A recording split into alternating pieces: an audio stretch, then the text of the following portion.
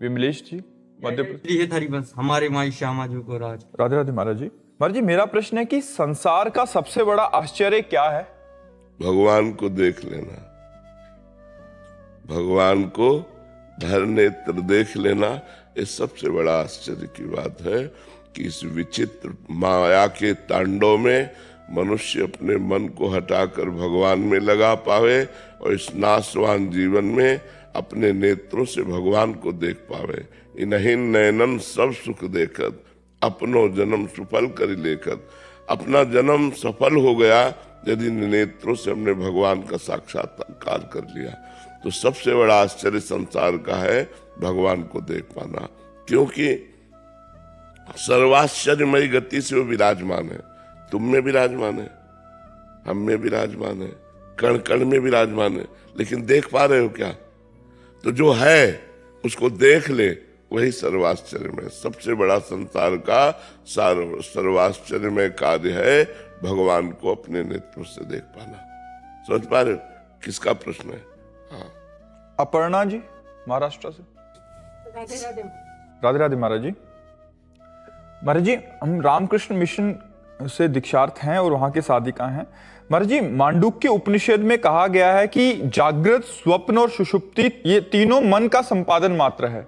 महाराज जी, मन की शुद्धि के लिए गुरु मंत्र जाप या नाम जप करना है। मन की गति का शांत होना श्वास की गति और निष्कामता से आएगा, लेकिन क्या मन का स्पंदन जो इस अवस्था का कारण है, क्या उसे नियंत्रण में लाया जा सकता है? मन ही नहीं रह जाएगा। आप साधना तो कीजिए, मन का स्पंदन या मन की स्फुरना या मन की वृत्तियां ये तो छोड़ दो, मन ही नहीं रह जाएगा। मन ब्रह्म स्वरूप हो जाएगा, मन ब्रह्ममय हो जाएगा। आप इसको तो, मन एक दर्पण है, तो दर्पण के सामने जो बिंब होता है वही प्रतिबिंब बनता है।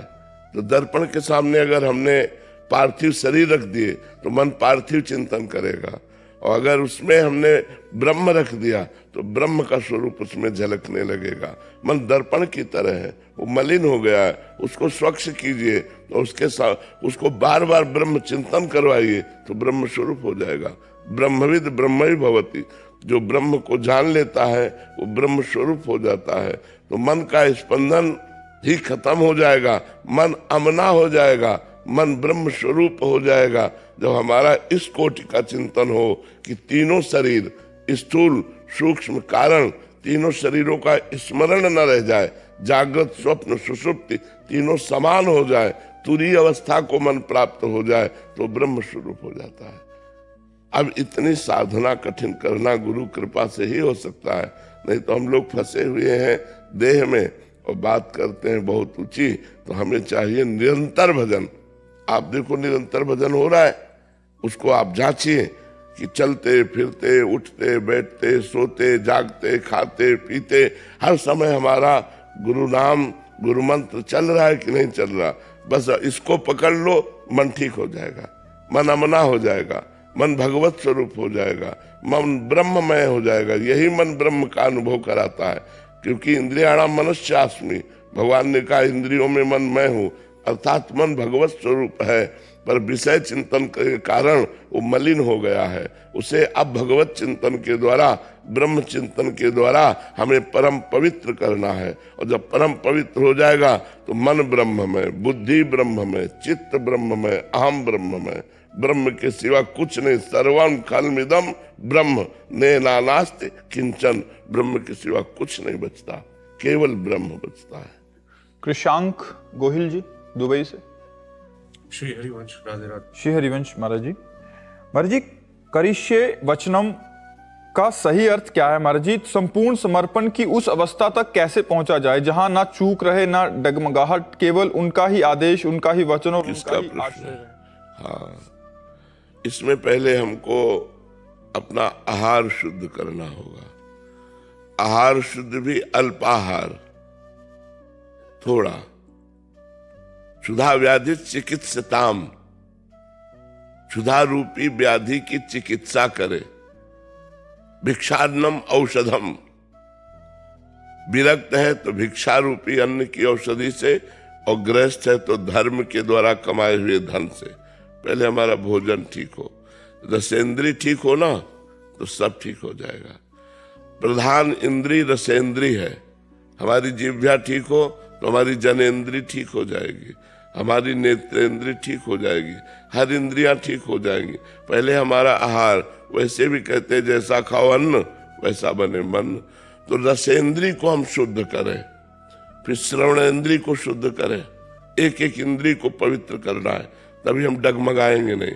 श्रवणेंद्री से किसी की निंदा नहीं सुननी, किसी की पाप की बात नहीं सुननी, प्रपंच की बात नहीं सुननी। भगवत कथा, ब्रह्म चिंतन की बातें, भगवत चिंतन की बातें, भगवत सिद्धांत, ये कानों से सुनाना है। नेत्रों से हमें सब में भगवान का दर्शन करना है। हमें दिखाई नहीं देते, लेकिन हमारी भावना है, हम भावना करते हैं इनमें भगवान विराजमान है। भावना जब सिद्ध हो जाएगी तो व्यक्ति नहीं दिखाई देगा, केवल भगवान दिखाई देंगे। जब हम भावना की साधना करते हैं तो पहले हमें व्यक्ति दिखाई देता है, वस्तु दिखाई देती है, स्थान दिखाई देता है। जैसे ये नीम का पेड़ है, लेकिन इसमें भी भगवान है। ये हाथी है, इसमें भी भगवान है।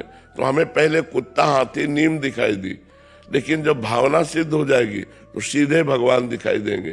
तो हमें भावना करनी है, नेत्रों से देखना है कि सब में भगवान। जड़ चेतन जग जीव जत सकल राम मैं जानी, बंदों सबके पद कमल सदा जोरी जुगपान। सब में भगवान विराजमान है, हमारी ऐसी भावना हो। रसेंद्री में एक वाकेंद्री है, इससे दो काम होते हैं, स्वाद लेना और बोलना। बोलने में हम अधिकतर मौन रहे, जब बोले तो भगवत चर्चा बोले या व्यवहार का उतना कार्य बोले जो सत्य और धर्ममय हो, अन्यथा वाणी को मौन रखें। हाथ से किसी को दुख न पहुंच पावे। पैर हमारे तीर्थ याटन करे, परिक्रमा वृंदावन की, गिरिराज जी की परिक्रमा, ब्रज आना, हरिद्वार जाना, काशी जाना, इससे हमारा अंतःकरण पवित्र होता है। जब हम वाक इंद्री से भगवान नाम कीर्तन, भगवान नाम जब भगवत चर्चा करते हैं तो हमारी वाक इंद्री पवित्र हो जाती है। जब रसेंद्री से हम भगवान को भोजन अर्पित करके पाते हैं तो हमारी रसेंद्री पवित्र हो जाती है। जब हमारी इंद्रियां पवित्र हो गई तो मन अपने आप पवित्र हो जाएगा। क्यों? क्योंकि मन इंद्रियों के अधीन हो गया है और इंद्रियां विषयों के अधीन हो गई। तो जब हम अपनी इंद्रियों को कंट्रोल करते हैं तो मन कंट्रोल में हो, और जब मन कंट्रोल में तो बुद्धि पवित्र हो जाती है, और जब बुद्धि पवित्र हो जाती है तो भगवान में स्थित हो जाती है। पवित्र बुद्धि भगवान में स्थित हो जाती है, और जहां भगवान में स्थित हुई तो पूरा डिपार्टमेंट भगवतमय हो जाता है। इंद्रियां, मन, बुद्धि, चित्त, अहंकार सब भगवत स्वरूप हो जाता है। तब वो बट विश्वास अचल निज धर्मा, तो अपने भागवत धर्म में अटल हो जाता है। उसको कोई भ्रष्ट नहीं कर पाता।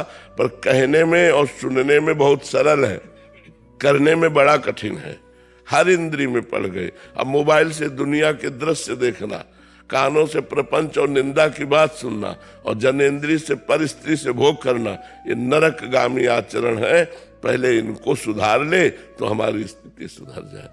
समझ रहे हो ना?